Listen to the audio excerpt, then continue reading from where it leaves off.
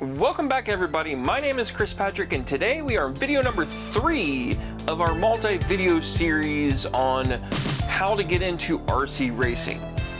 So the first couple videos we've talked about identifying and figuring out what's locally available for you to be able to race and the classes that are available and the rules that follow that. So next, today's video, we're going to talk about purchasing your first vehicle and the options that you have as a new racer. You can convert an existing car that you already own, or you can buy a designated racing vehicle of your choice once you've identified that class. You can go with a new car, buying a brand new chassis and building it all the way out and following those rules and regulations of whatever class it is that you've picked. Or you can buy a second-hand one off of like Facebook Marketplace, eBay, or even your local racetrack, or even your local hobby shop. Some hobby shops do have a used section built into them, and that is also another great resource for you as a new racer that you should be looking into. And also try to support those local hobby shops if you can, because they are the reason why a lot of these tracks exist, is having that community, that support. They will also help you through that purchase and tell them what you're doing and what class, and they can help you. But if you decide to go the Facebook route or eBay or whatever the case is, that's perfectly fine and dandy going the used route. Not saying that that's a bad option at all, because I have done it myself. Going with the new option, there's pros and cons to new versus used. And I can't tell you how to spend your money, but if you go with something that is new, the pros typically outweigh the cons, and for most people. And also, obviously, budget has a lot to do with this as well when it comes to how you spend your money. But the reason why I say the pros outweigh the cons is because it forces you to build the car from the ground up. And what I mean by the ground up is most kits will come in a box and they don't have anything assembled at all. So it is strictly like you have to assemble the chassis with the arms and all of the suspension components and build the shocks and set yourself up for shock fluids.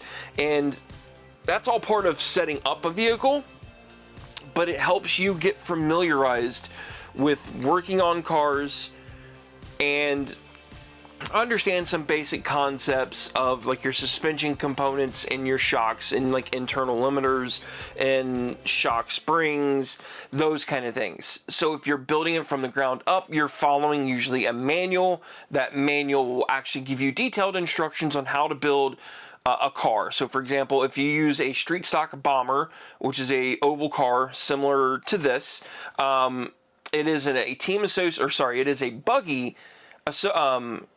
buggy-based 10th scale off-road car that is converted to run dirt oval using 10th scale tires and wheels, and it runs a 10th scale oval body on top of it. But the nice thing with that is you have multiple options for chassis manufacturers. You have different options for doing rear motor versus mid-motor chassis, and the parts availability are ginormous when it comes to the aftermarket world, but also that comes down to knowing the rules of that class will depend on if it will allow you to run aftermarket parts or not. Again, that comes down to the specific class that you have chosen. So, versus going with like a box stock class, which is like what we have over here with the Losi. It's a box stock class. In theory, it is strictly designed for you to be able to take this car out of a box, do nothing to it, throw it on a racetrack, and go have fun. And that will follow every rule. Now, unfortunately, there are people out there that will allow you to change diff fluids and shock fluids and change some things about a box stock car that doesn't make it box stock at that point. So it's kind of a weird gray area in some rules, and that's part of racing. And I know a lot of people will say that you have to do it to make, like, for example, a Losi NASCAR drive better, is some basic changes that you should be doing to them to make it drive better. Not going down that on this video. Today, this one is just new versus used and what car you have chosen. Again, bunch of options out there. I don't know what you have picked, but I'm going to use Dirt Oval as my basis for explaining rules to you, and also price comparisons and so forth. So, a bomber. If you decide to go that route, you can probably buy a used bomber, and in my area, they come with just stock electronic speed controllers, which are ESCs, and a just stock 17.5 motor. Internally, that's a spec motor and tire combination for most of the bomber classes, anywhere locally to me anyway. So you can get that with the chassis and a used body and some used tires and wheels. You can probably get that for around, I'm gonna say $350, $400, probably somewhere in that range, $300 to $400 range. If you buy a brand new associated B7 chassis, you're gonna spend $450 just on the chassis. Then you're gonna spend another $50 to $75 on tires and wheels. Then you're gonna spend another $50 to $75 for a body, and probably another $30 to $50 on a body mount kit. And then that doesn't include your speed controller, your tires, your speed controller motor. That's gonna be another $125. So you can see how it would add up going the new route versus going the used route. Now, the caveat to this entire conversation is just because it's used doesn't mean it's good. So when you buy used, know that you're going to have to replace some parts. So whatever you have chosen, make sure that parts are available for you to be able to buy for replacements. So if it's A-arms, chassis parts, suspension components, make sure that they're available in the online world or at your local hobby shop, that you can replace components in pieces when you break them. So perfect example, when it comes to the bombers, I'm going to use a associated product because that's what I'm familiar with. So if you go with a B5M or B5 series or older, you cannot find parts very easily online off of any standard retailer like A-Main Hobbies or a local hobby shop or Amazon or any of the big manufacturers. Nobody's going to sell you a part that's new in a box or new in packaging because it's been discontinued for so long that they no longer make those components. Now, you can probably find some and convert it, all that fun stuff. That's not about this video. What I mean by that is buying a new model or new-ish model. Like, you cannot buy a brand new B6.4 available, I don't believe anyway, on A-Main, but you can buy the builder's kit. But they still manufacture and they still sell all of the components for that chassis and that model. So you can fix it when you break it. Same thing goes along with the B7, that's the new version of it, but all those parts and pieces are all readily available as well. So that's something to keep in mind when you're looking to buy your first rig. It doesn't matter if it's new or used, you're gonna have to buy those replacement parts, make sure that they're available. But back to new versus used. If you buy a used vehicle, I highly suggest you budget some money aside or set some of that money aside on your budget to allow for replacement components. A lot of people don't take care of their RC cars, at least not to how I like to keep mine and how I maintain my vehicles. But from the history of knowing the used community, almost all your bearings are going to need replaced at probably when you get it. For some reason, people don't take care of bearings in used vehicles unless you know that person that you're buying the vehicle from, you see it run and it's very quiet and it's not making a ton of noise, then you're probably just fine and dandy. The biggest thing is getting you on that track at an economical price without going crazy. But I know a lot of people out there that race oval cars and they have clapped out bearings. You can just tell by the way that they sound on a track. They're extremely noisy, they sound grindy. That's just standard maintenance that needs to be done on any of your race vehicles, but specifically dirt oval, it's hard on bearings.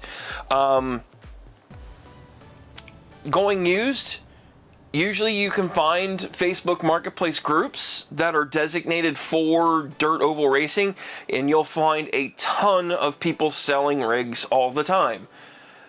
Just because you're interested in buying one, that doesn't mean go and buy one today.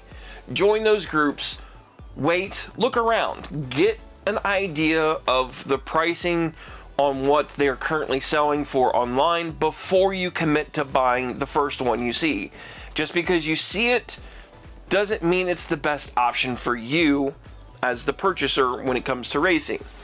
There's a couple things that I would not suggest buying used, and that is going to be LiPo batteries and tires and wheels. Those are probably your two biggest ones that I would suggest you buy new versus buying used. And the reason why is I classify those as consumable products. And honestly, a LiPo fire is something that you want to take extremely serious. So you don't know what the person has done to that LiPo battery before you get it. So who knows the life expectancy of it, how it's been taken care of before it becomes into your possession, and the risk that comes along with it. Now, I'm not saying that everybody's bad on their batteries, because they're not. I am not. I know a lot of my friends that are not, and I would sell you one of my batteries if I was selling you a rig to get you into the hobby. That would be no big deal. Just know that there is a risk that comes along with used LiPo batteries specifically. Radios, those are pretty much straight, hands down. If they work, they work. They don't, they don't. You'll know real fast. But that's all pretty simple and self-explanatory in the used market. They'll say it works, tested, verified, whatever. Then you know you're good to go. I mean, it's not rocket science when it comes to that. It's just knowing the price difference from new versus secondhand. There's a pretty good sized gap in that. But knowing that if you build something new, it forces you to get familiarized with that vehicle, and in my opinion, that is more valuable information to you when it comes to getting familiarized with the hobby and learning, slowly progressing into it, that I would personally suggest you go the new route, because it slows you down and it forces you to build the car.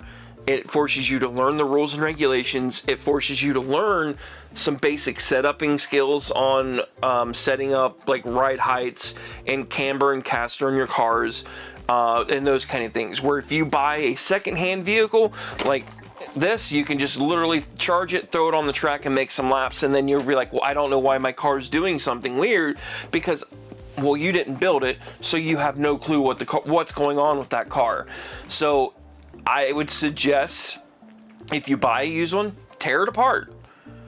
Take all of the suspension components off, like leave the A-arms on, but take the actual shock towers off and take the hubs off, and then download the manual and actually rebuild it back to factory settings so you know exactly what every single component is and the condition of it. Because those are the big things that kill RC racing for new people, is just breaking down during races. And that comes down to maintenance and the quality that you keep your vehicle at. So buying used, you don't know if, like for example, if an A-arm's broken, if you don't do the maintenance programs that come along with it to force you to look at it and put hands on it and verify that there's nothing bent, there's nothing broken, and that everything is kosher when it comes to the physical plastic components of your car.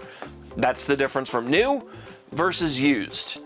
I hope that makes sense to you, the new person that's coming into the hobby, of identifying where you're at. Now, that's the risk that you're going to take by buying the used one. Like I've said before, is you could be buying something that I'm going to say is clapped out, and honestly, anything can be fixed. It's just a matter of how much parts is it going to take to replace.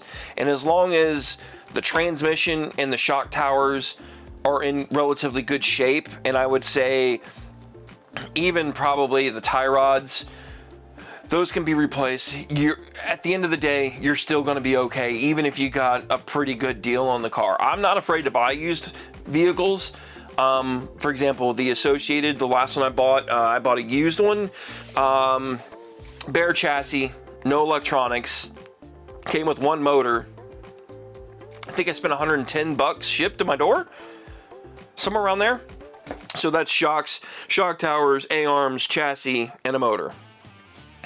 I bought it for the transmission and the A-arms and the shocks, and it's actually this car, if my memory is correct. Actually, I don't remember where that car went to, but I think it's this one. No, it's actually my Sprint car. That's where that's at. Sorry, brain went down a caveat. Anyhow, long story short, buying used has a lot more risk involved versus going with new. Going new, you're going to spend a lot more money and you're going to invest a lot more time into wrenching on it than if you bought used.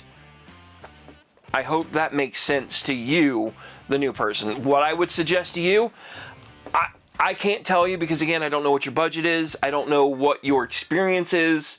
I personally would tell you, if you can afford it, always go new. If you can afford it.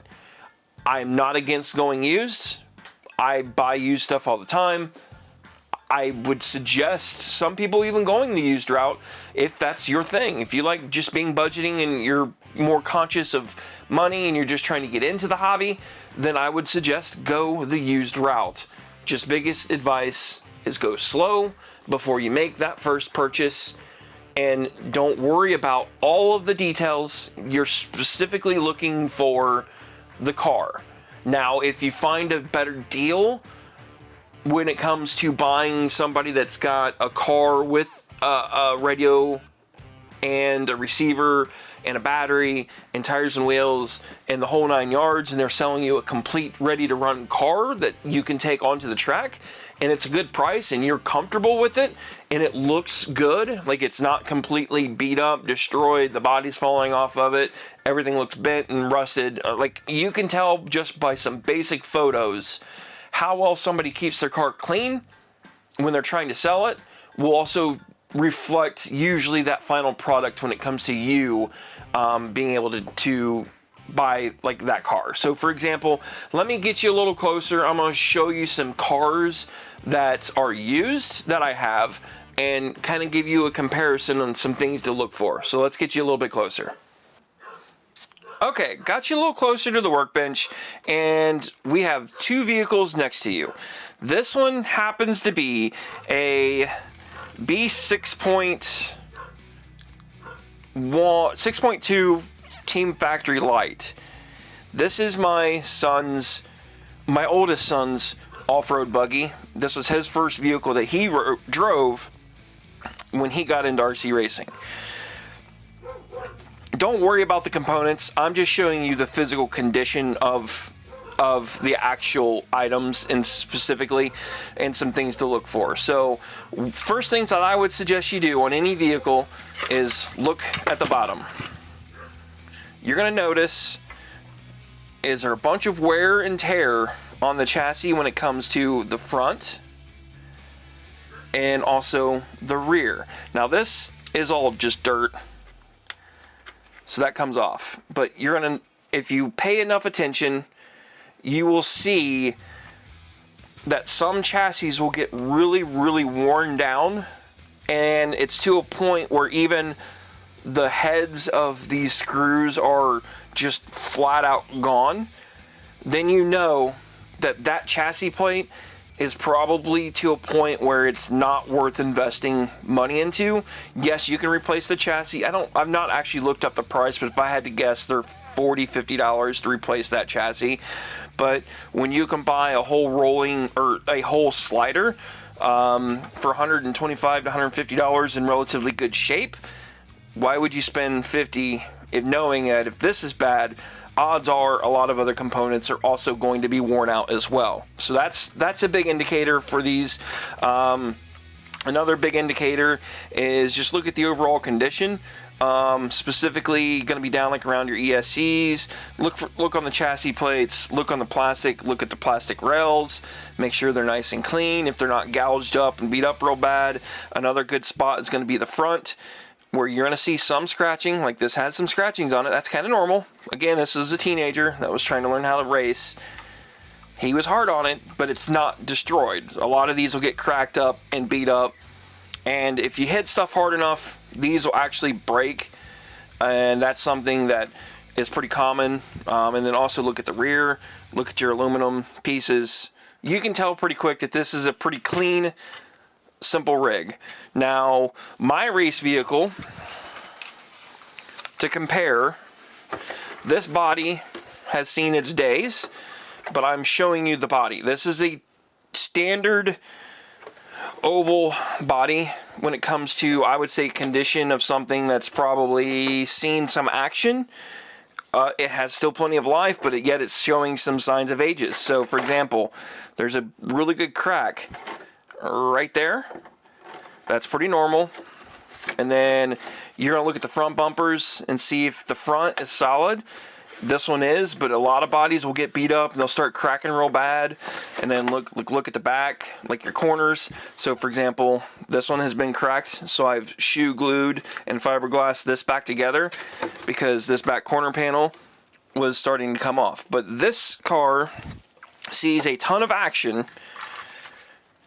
and it looks to be very, very similar condition. So side rails, nice and clean.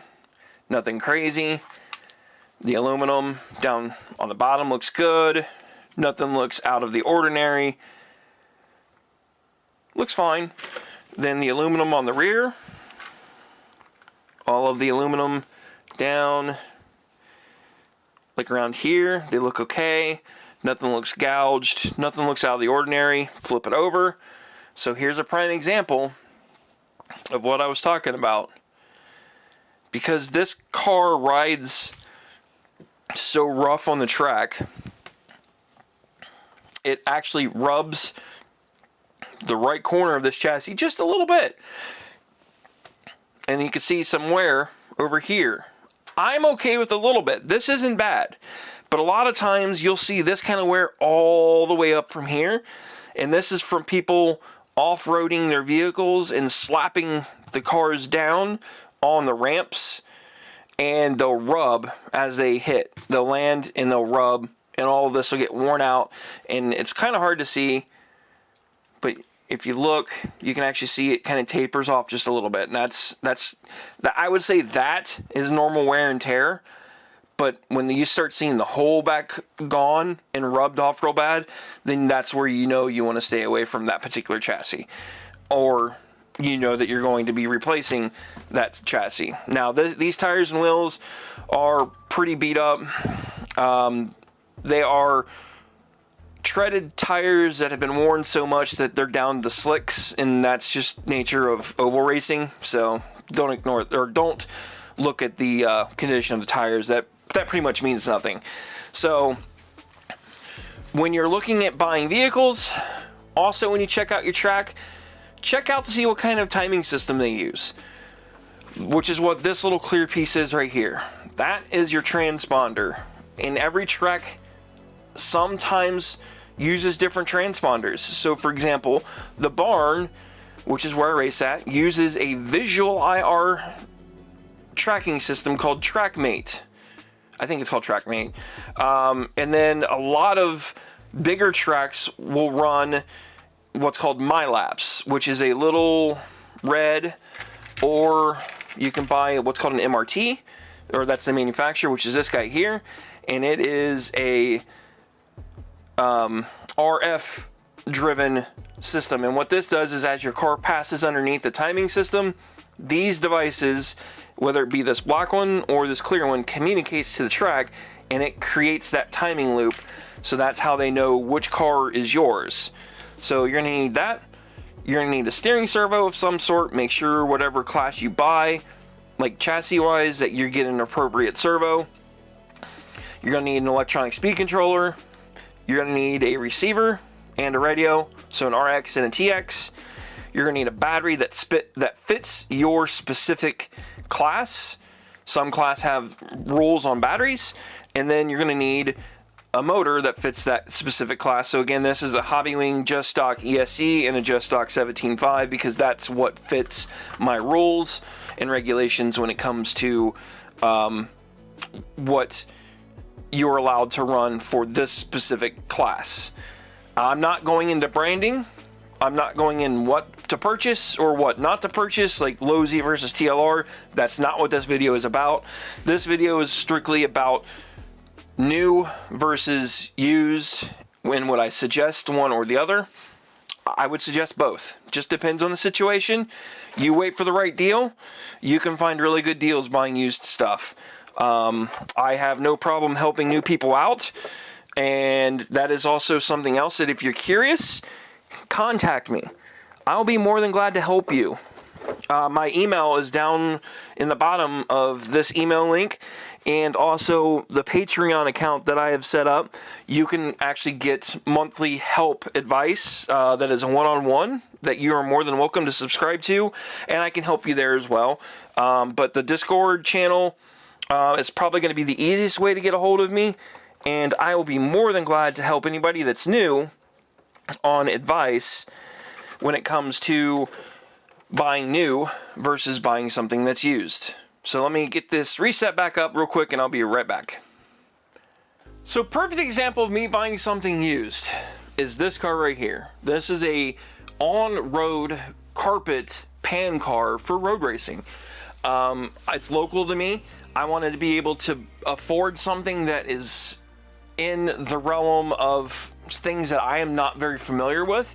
So this is a car that I bought a couple years ago, and I've raced a handful of times, and I will probably end up going back to that here soon just because it's local to me, but it allows me to be able to make racing happen locally. I knew the racer through a local community, through the local track, so I trusted what he was able to sell me, and I felt like I got a good deal, and that's all that matters. So I'm just letting you know, used cars are out there. I would just suggest you dig and don't just jump on the first one you see, because that's usually what gets most people in trouble from my past experiences. They're going to go online, they're going to go on Facebook Marketplace or join like some local or like a whatever dirt oval track group, and then they're going to buy that first one they see because Joe Schmo's selling it. That doesn't mean it's the best deal for you. So pay attention. Make sure it fits the rules. If you're buying a used one, make sure that it fits the rules to your local track, because if it doesn't, then you need to be aware of that when you make that purchase and say, okay, well, I'm going to have to replace the motor that's in this, so that's going to cost me another $100 or $50 or whatever it is that motor is for that class that you're choosing to run. Those are the things that you need to be aware of before you make those purchases. Making those purchases used. I hope that I didn't confuse you. That's not the point of this. My point is I'm trying to help you understand that there's pros and that there's cons to both the new and the used. Whatever you decide to go with, I am more than welcome to help you. And I know anybody else, if you reach out, I'm sure they'll help you as well. But my point is, don't be afraid to go the used route. Just know that you're going to have to put some more elbow grease in when it comes to like the legwork on trying to find what fits you and your needs, more than if you decide to just go the new route. But yes, you're probably going to spend, like I'm telling you, it's probably double the amount of money if you go new versus buying something that's used.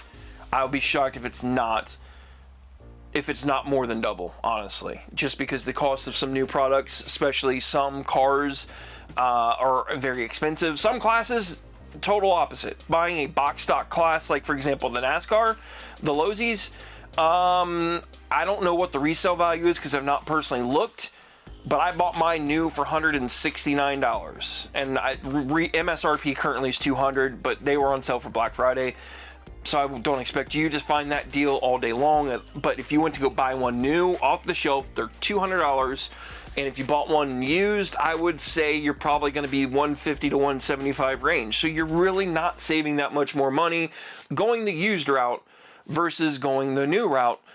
unless you start talking about chargers and batteries and all the accessories that comes with it. And if that is included in the price of the $175, then yes, that's where buying a used vehicle makes more sense to somebody once they're getting into that. Just know that there are risks that are involved. I feel like I'm rambling, so I'm going to close this video out. I appreciate you all for making it this far along in my videos, and comment. Let me know. You experienced racers. You know who I'm talking about. I'm talking about you. Yes, you. Let me know. Did I cover things correctly for the new people? And if you're new, comment. Let me know. I'm curious how many new people are actually watching these videos. I would love to help each and every one of you. Please, let me help you if I can. If you have any questions, comment it down below. I will answer them, I promise you. If I stop answering, it's probably because this video is 2 years old and I'm not paying any attention to it at that point. But I usually stay up with all of my comments and I try to help people as much as I can. That's one thing that I love to do. So with that, we're going to wrap this video up. I appreciate each and every one of you for making it this far. And with that, hopefully I'll see you on the track. Later, guys.